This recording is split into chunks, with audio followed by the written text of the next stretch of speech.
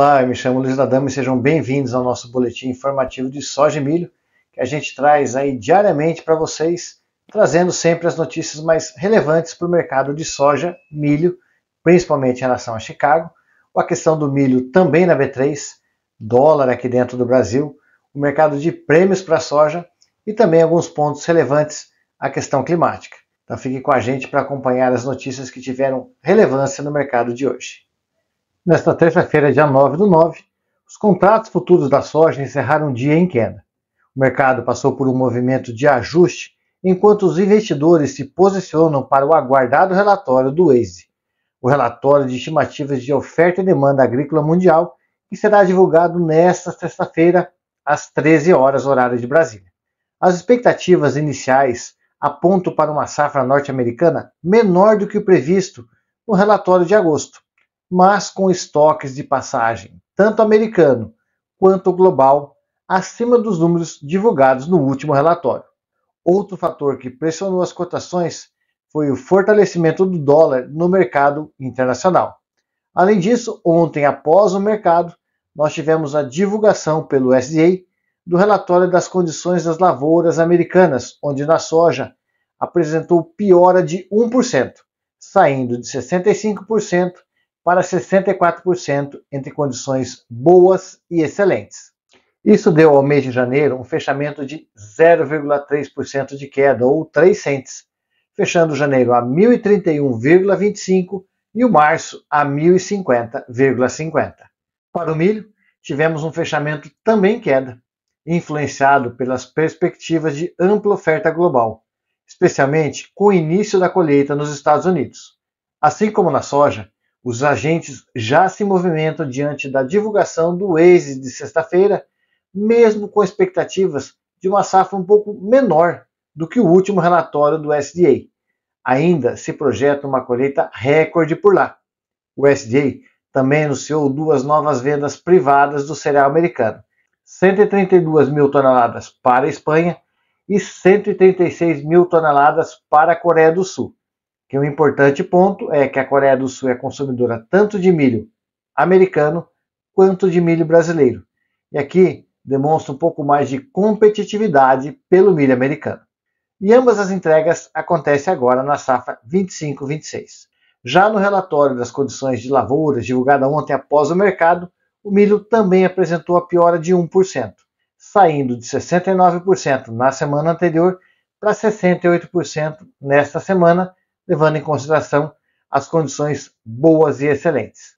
Outro ponto é o registro inicial da colheita americana, que já se apresenta com 4% da área colhida, um ponto percentual abaixo do mesmo período na safra anterior.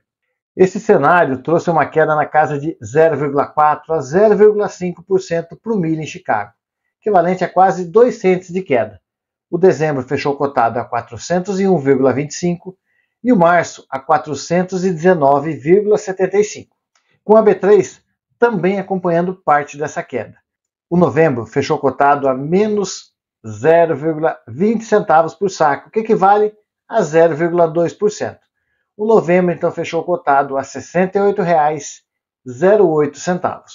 Trazendo também os prêmios de soja para outubro, nós vimos uma leve queda na casa de 5 cents, o que representa um movimento normal de oscilação para um dia. E falando de dólar, que encerrou o dia em alta, em um cenário mais defensivo no Brasil, já que investidores buscam proteção diante do julgamento de Bolsonaro no STF e das incertezas fiscais, o que reduz o apetite por operações de carry trade, aquelas que se aproveitam entre diferenças de juro entre os países, no caso aqui mais específico, juros americanos e juros brasileiros. Isso acabou limitando a entrada de capital estrangeiro.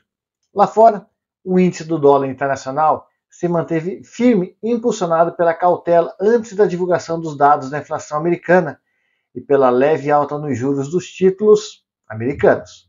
E apesar das revisões nos dados de emprego, que mostraram uma criação de vagas bem abaixo do esperado, o mercado segue dividido entre a expectativa de corte pelo Fed, através dos juros americanos, e a prudência diante da inflação. Aqui, o real acabou perdendo todo esse impulso do mercado internacional e passou a refletir muito mais a nossa dinâmica doméstica. O fechamento, então, trouxe um ganho de 0,3% para o dólar, numa casa de 5,4354 por uma variação de 5,4144 e 5,4394. E assim encerramos os destaques desta sessão. Na soja, a queda com ajustes antes do relatório do USDA, que deve indicar safra menor nos Estados Unidos, mas estoques maiores, acaba travando para baixo esse mercado. Além, é claro, do fortalecimento do dólar, que acaba pressionando os preços. Para o milho, um recuo diante da boa oferta global e desse início de safra americana. Apesar de uma expectativa de safra recorde, as condições nas lavouras sofreram um leve decréscimo de 1%. Já o dólar subiu com cautela no Brasil, por fatores políticos e fiscais, enquanto lá fora o dólar internacional se manteve firme antes dos dados de inflação americana, sustentando assim um movimento de alta por aqui. Fiquem todos com Deus e nos vemos em nosso próximo vídeo.